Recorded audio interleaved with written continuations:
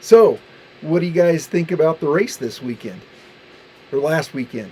Well, I mean, you can't argue the 250 race was really exciting. Wow. I mean, that was cool. And what was even cooler was at the end when they shook hands and patted each other on the back and everything. That's just Yep. mutual respect there.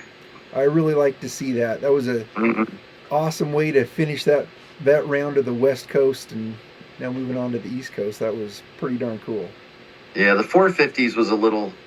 I don't know. I was hoping Roxon would you know continue on his tier, and then Hunter Lawrence cleaned him out. But that's one thing. I was Jeez. talking to my wife. We sit and watch it as a family, and she was like, "Oh man, I can't believe you." And I said, "Yeah, but the Lawrence brothers aren't dirty riders. I don't see that being a full on takeout.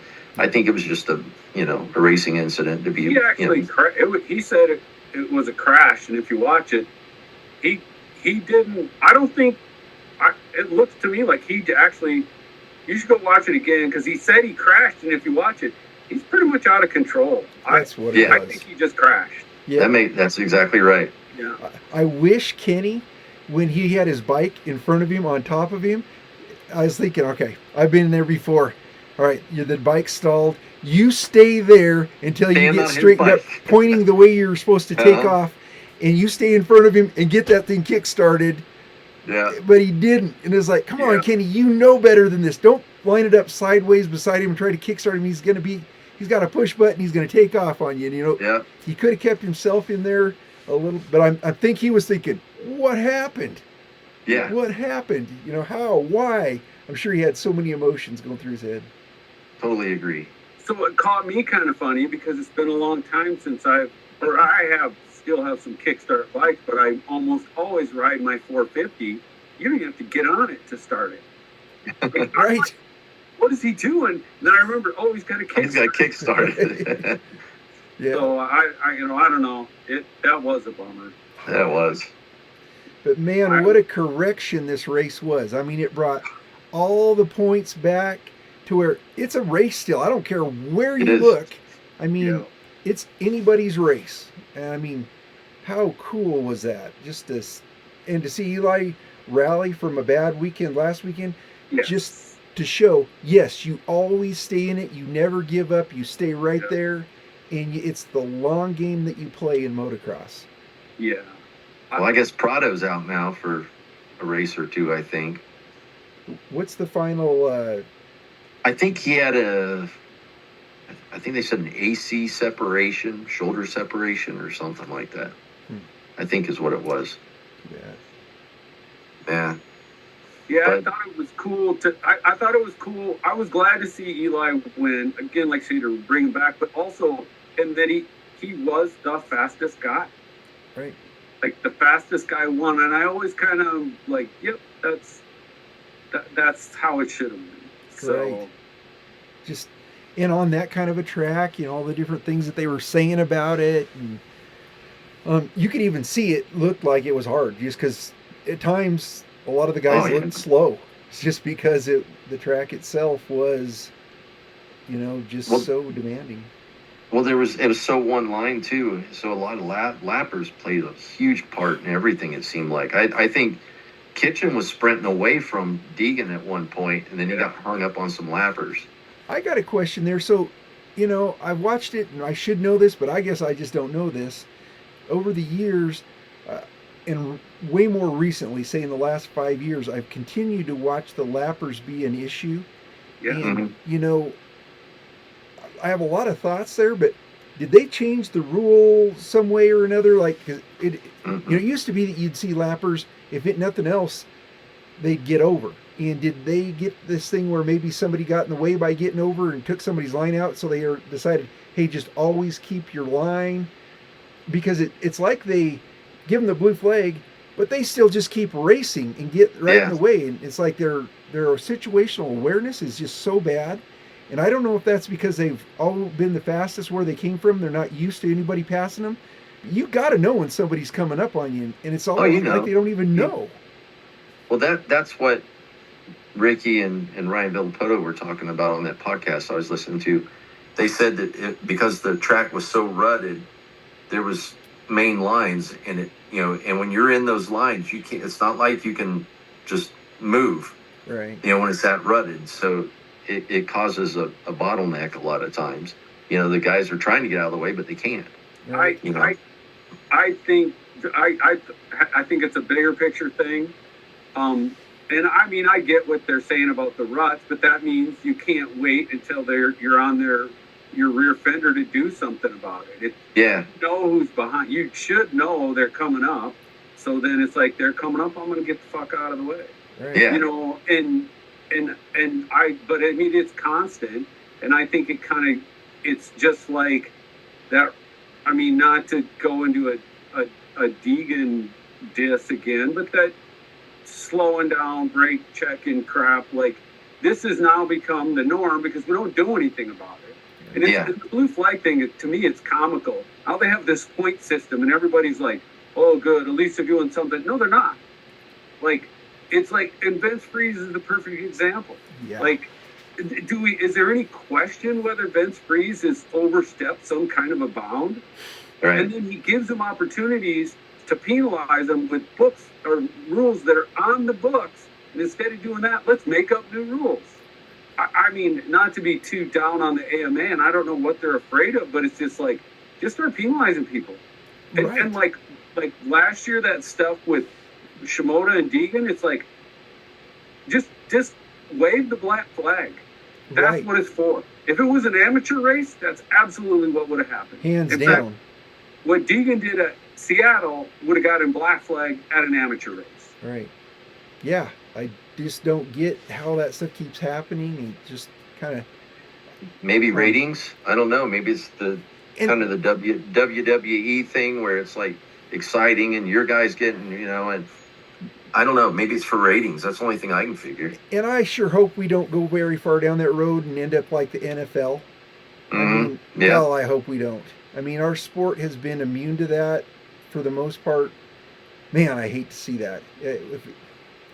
Freezy.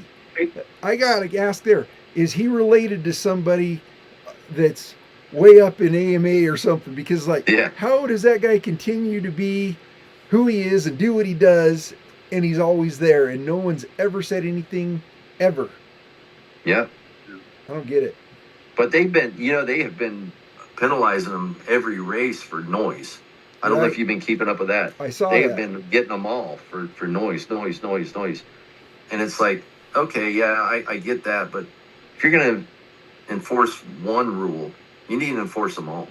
Right. And especially that rule. I don't know if you noticed, too, the people that mostly got that enforcement were privateers, like Freezy. Yes. So they just don't have the technology to make the bike, as quiet as it should be. Or they've made the decision, I was looking at that, or they've made the decision that, you know what, it's worth the points to have the bike perform like this. And true. I didn't think of that. Good point.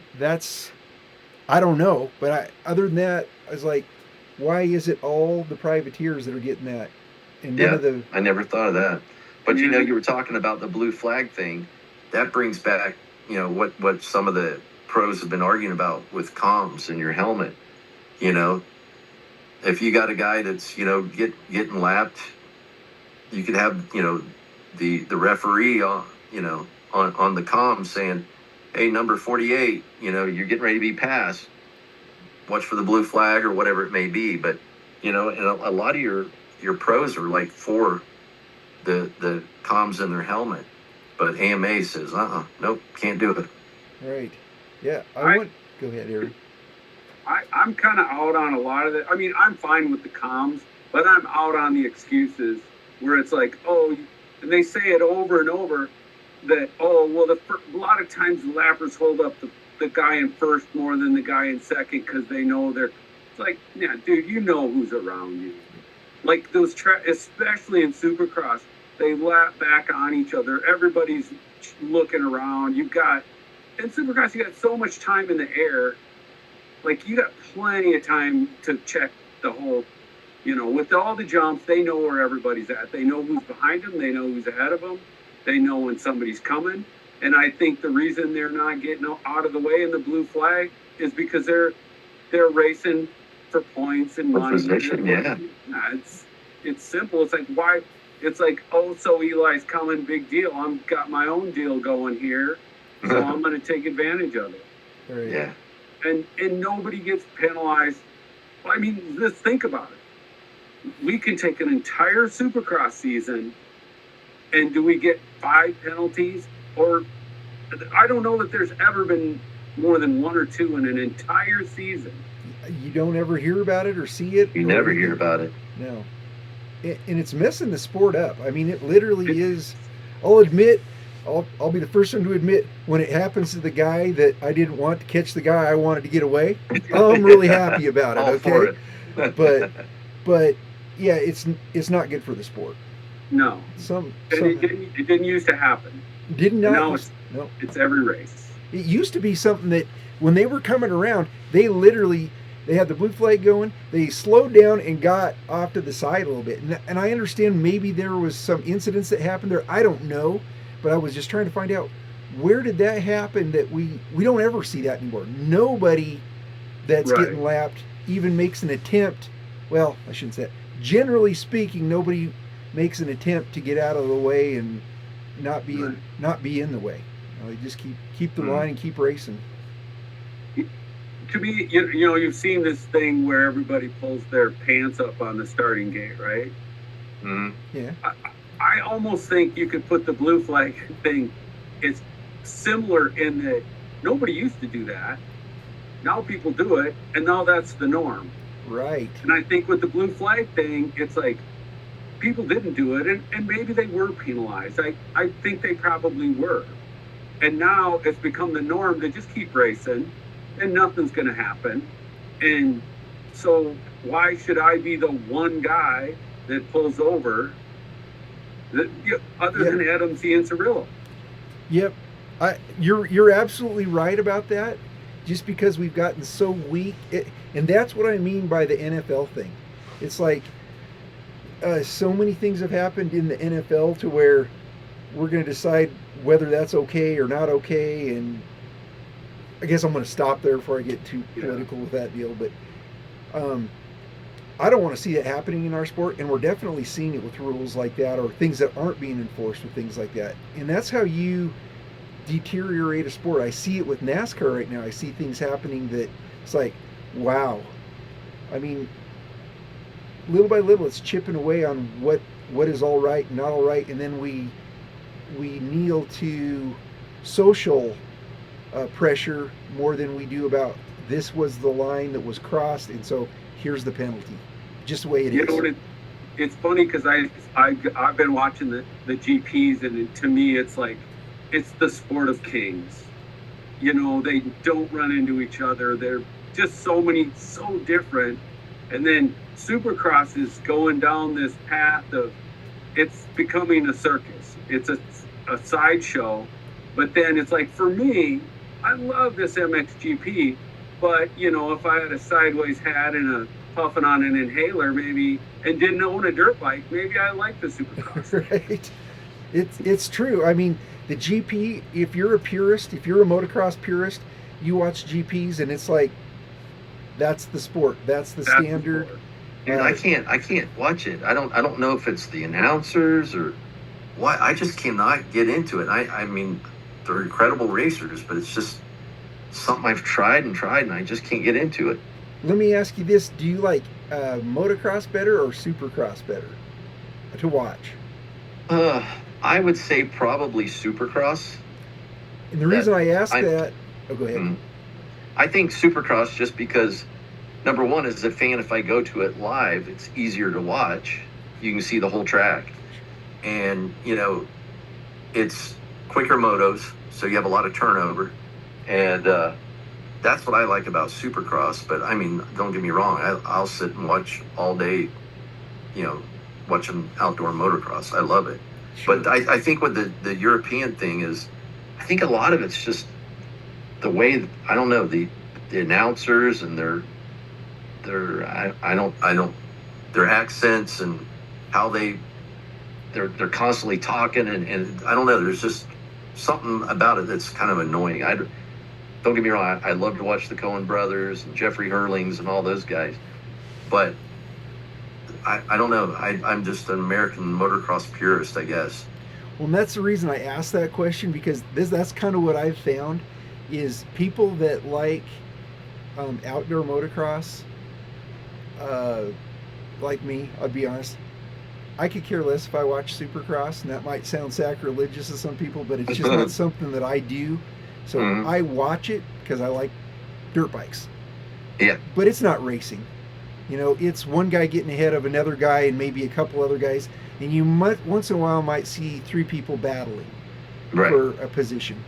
Motocross, a lot of times you could see eight people battling for that same position, and then I think it's one of those things where I can put myself into that. Having been in some of those situations, I've felt that, so I think that's where I like it.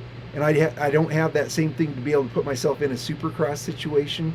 Most of the supercross stuff I've done's all been kind of like arena cross and stuff, and it feels like one guy's ahead and we're really trying to catch that guy, or else I get ahead and I keep that position, but it didn't really feel like I was racing. Where outdoor for me is that thing where I can relate to it, and I think that's probably, I don't know if I'm speaking for you, Aaron, or not, but for me that's why I can really get into the GPs, is because it's like I've been there, and I Yeah. wish I could be where those guys are at. Yeah, in fact, it's funny because, I was in the Black Hills for 13 years, and I didn't ride Supercross anywhere because I had awesome moto to ride, right? Mhm. Well, around here, there's a lot of Supercross stuff. And so, and what we call the mini track at Sioux Valley actually was built as a Supercross track, and it was rebuilt again last year. And to me, I'm like, oh, what was he doing there? And it's like, to me, it's like a perfect practice track for the decks, you know. And so you go out there, and in a half an hour, you got all the jumps, and then you spend the next however many sets just perfecting them, getting the right angle, figuring out which ones some you can't scrub because you'll clip the tail. Some you got a seat bounce so you get enough height to come down into the belly, and you just do that over and over. You're just refining you're refining the jumps and getting the corner. And the other thing is, you're very seldom like full on the gas, because most jumps you can over jump, and you don't want to do that. Like you get the corner, you set your speed, make the jump, get out. So that's soupy. And I like Mitchell's moto, but then I went to Norfolk this weekend. It's like, you just go as fast as you can everywhere, and lines are constantly developing, and there's no perfect lines. Like, no matter where you're going, it's going to be rough, and there's soft spots, and you get exhausted. I mean, I can ride 15, 20 minutes of Supercross, and I'm not that tired, but you stop because it's like, oh, I'm starting to make a few mistakes. Whereas when you go ride moto and you're done. Like, you're just worn out. So to me, they're two very different sports. Amen. And absolutely, I would much rather ride moto than Supercross any day. And I do think it's the sport of kings. And I like things that push my body to exhaustion. And moto does that better than anything I know. That's my rating. So that's how I see it. And I just luckily, like in the last few weeks, or actually over the last year and a half, I've like been able to experiment with both of them. And the other thing that's weird is, if I turn on an MX GP, I got to be careful to not turn it on at 10 o'clock at night, because I'll just stay up. Whereas if I can't watch a Supercross live, I have to record it and go watch it, because I'll fall asleep and I can't stand watching all the crap in between. So I just watch the heats in the main. I watch it all day. I watch it on Peacock live. I watch the practice. I watch the qualifiers. I watch all that stuff. But I'm like you. I've never ridden Supercross, so it's not that. I think that what I like about Supercross is a lot of it's the coverage. Yeah. There's good coverage, and I, even for our outdoor motocross, we have good coverage. But you watch the GPs, and it seems like they'll focus on one corner or one jump, Yeah. and it's like, yeah, I've seen the whole everybody go through there a million times. I like it how like we have the drones and it follows them around and everything. So I like both of them, to be honest. But that's the only reason why I couldn't get a GP. And then you've got them with, their thick accent, and you're trying to understand what they're saying, and they're talking the whole time, and I don't know.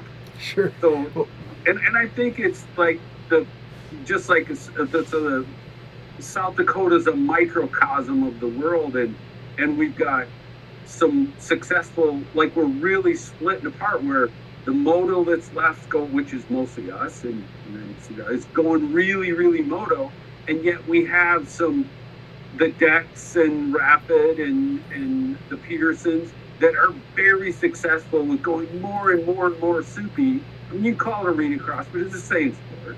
Right. And I think that's great because there's different populations of people, and it's great that we can dabble on both sides, but it's just like ultimately we probably all fall on one side of the fence or the other for whatever reasons. And I mean, I just told you why I like what I like, but everybody's different, and they are such different sports. They're so different. Yeah, I mean, all the way around to the way the bike's built, to the way the bike's tuned, to the way the tire you used, suspension, mindset, strategy, everything's different. Yeah. And that's the thing. The people that are arena cross riders, they're arena cross riders, and they're flat amazing. That's the one thing I'll have to say when I ride with the people that are really good. It's like, I don't know if I could ever go there. The people that are really good, just because they're like the Donovans of the world, they're just that good, superhuman. And yet you could go to talk about Jeremy outdoors. Jeremy just keeps getting faster, faster, faster, faster the older he gets, and just keeps refining it. And so they're both great. So I hope I didn't sound like I don't love them both, but I like one better. That's all. Yeah, in fact, if I could ride a supercross track like Donovan, I'd probably really love that. But I'm not that precise. That's right. Too big of repercussions. I mean, yeah. I don't mind wrecking if I'm going fast. I'd take that over falling out of the sky. Right. But yeah, I can definitely, and even when I watch, it's a great point, because I mean, Donovan, just one of the things I saw him do that I'll never forget. I've never seen anybody do it. Never. I don't think we'll ever see it again. As I went to one of the Valentine's arena crosses, and so they had a couples race, and him and his sister were doing the doubles with two people on the bike. And you think, well, what's she gonna do? What's she gonna hold on? Well, she sits just like everybody else on the double. Her feet are hanging off the side. She's got her hands around his waist. But he's so perfect that he just nails every jump. And then we're like, wow, game over. But then when I watch Millard ride, I'm like just studying it. I watch Donovan, and it's like, I don't know what he's doing. I don't know how that works. But when it's Jeremy, I'm like, that's cool. Like, I get what he's doing, and it's like, I can't do that, but I'm gonna try. I mean, I get what he's doing. Right.